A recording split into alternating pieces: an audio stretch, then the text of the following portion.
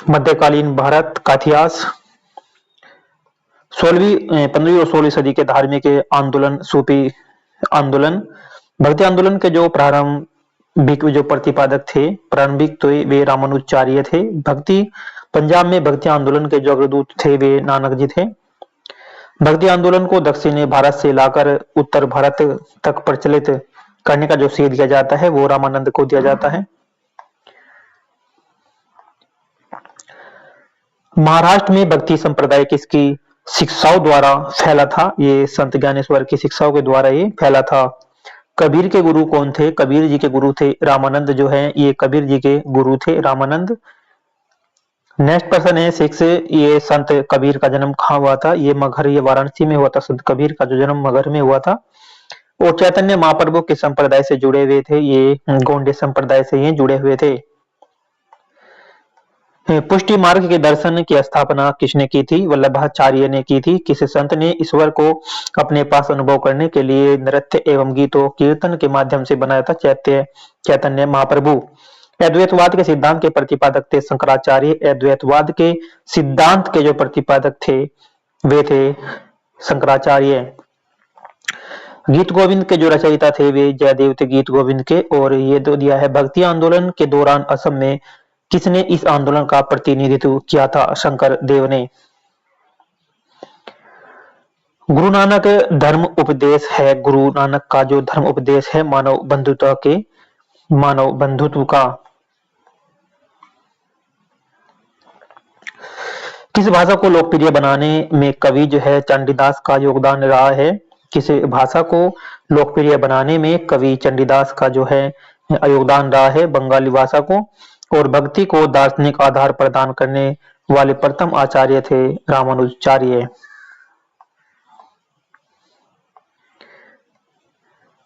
महापुरुष धर्म जो एक शरण संप्रदाय के संस्थापक थे वो शंकर देव थे। शंकराचार्य का जन्म 788 ईस्वी में केरल के किस गांव में हुआ था? कलादी में। और सभी भक्ति संतों के मध्य एक समान विशेषता थी कि उन्होंने अपनी वाणी को उसी भाषा में लिखे और जिसे उनके भक्त समझते थे। भक्ति आंदोलन का प्रारंभ किया गया था अलवार नैनार संतों के द्वारा। और रामानुज के अनुयायियों को कहा जाता है वैष्णव। आदिशंकर जो बाद में शंकराचार्य बने उनका जन्म जो हुआ था केरल में हुआ था। आदिशंकर जो बाद में शंकराचार्य बने थे उनका जन्म केरल में हुआ था। बीजक के जो रचयिता कौन है? कबीरदास जी। कबीर है बीजक के रचयिता।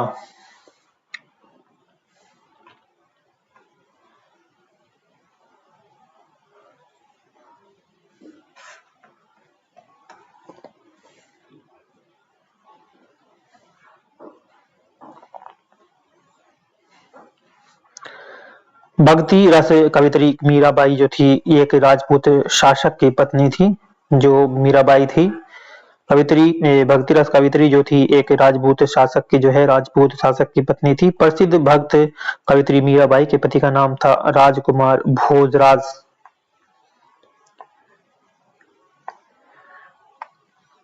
बुद्ध और मीरा के जीवन दर्शन के जो मुख्य साम्य है वे हैं संसार दुखपूर्ण है, ब्रह्म सत्य है और जगत मिथ्या। भ्रम का माया, भ्रम या माया, यह किसकी उक्ति है? शंकराचार्य की ये उक्ति थी।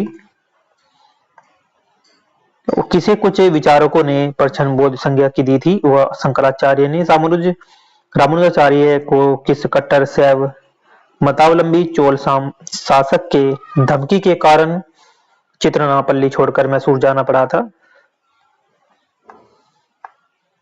कुलोतुंग। रामानुजाचार्य को होयसल वंश के जैन धर्मावलंबी लमची शासक विठली को वैष्णव धर्मावलंबी बनाने में सफलता मिली थी। विष्णुवर्धन।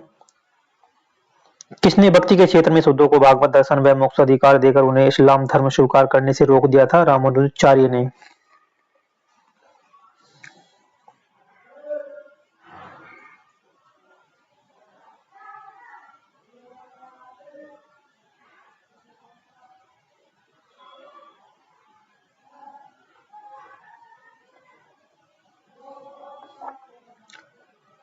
दक्षिण भारत का वह संत कौन था जिसने अपना अधिकांश जीवन उत्तर भारत में वृंदावन में बिताया?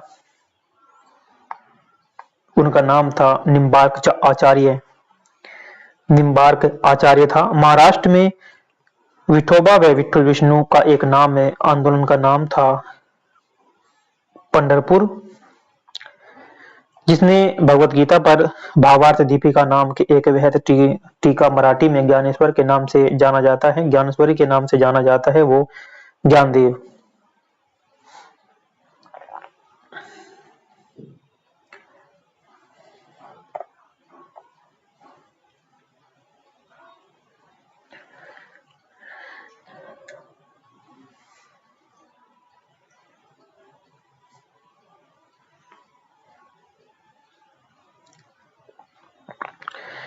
किसने भगवत गीता पर भावार्थ दीपिका नाम की एक वृहत टीका मराठी? सही हो चुका। नेक्स्ट क्वेश्चन है, यदि संस्कृत देवभाषा है तो क्या मेरी मातृभाषा मराठी दस्यु भाषा है? यह उक्ति किसकी है? एकनाथ की है। भक्त तुकाराम और तुकाराम कौन से मुगल सम्राट के समकालीन थे? ये जहांगीर के थे। किस भक्ति संत ने अपने संदेश के प्रचार के लिए सबसे पहले हिंदी का प्रयोग किया था? रामानंद ने।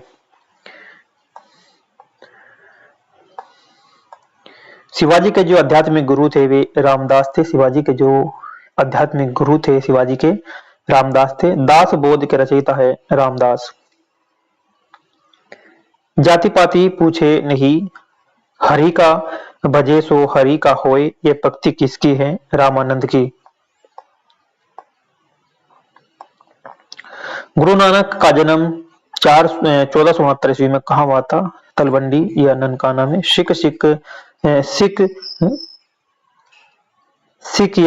धर्म का संस्थापक किसे माना जाता है? गुरु नानक को। बंगाल और उड़ीसा में वैष्णववाद का लोकप्रिय बनाने का जो श्रेय दिया जाता है वो चैतन्य को दिया जाता है। चैतन्य को। चैतन्य महाप्रभु का जन्म स्थान है नदिया या नवद्वीप। उड़ीसा नरेश प्रताप रुद्र किस वैष्णव संत के शिष्य था? चैतन्य का। किसे गौरांग प्रभु भी कहा जाता है? चैतन्य को कहा जाता है गौरांग प्रभु।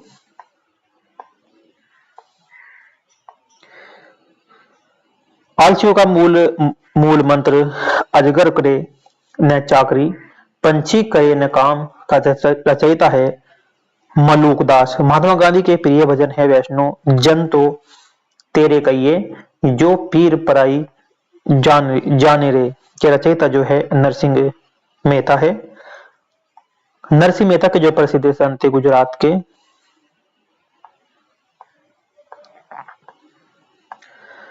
मुगल शासक मोहम्मद शाह रंगीला किस संप्रदाय का अनुयायी था? शिव नारायण का। असम का चैतन्य किसे कहा जाता है? शंकर देव को कहा जाता है असम का चैतन्य। 15वीं-16वीं सदी के जो धार्मिक आंदोलन सूफी संत से संबंधित पर्सन थे, ये उससे संबंधित पर्सन थे जो परीक्षा की दृष्टि से उपयोगी हैं।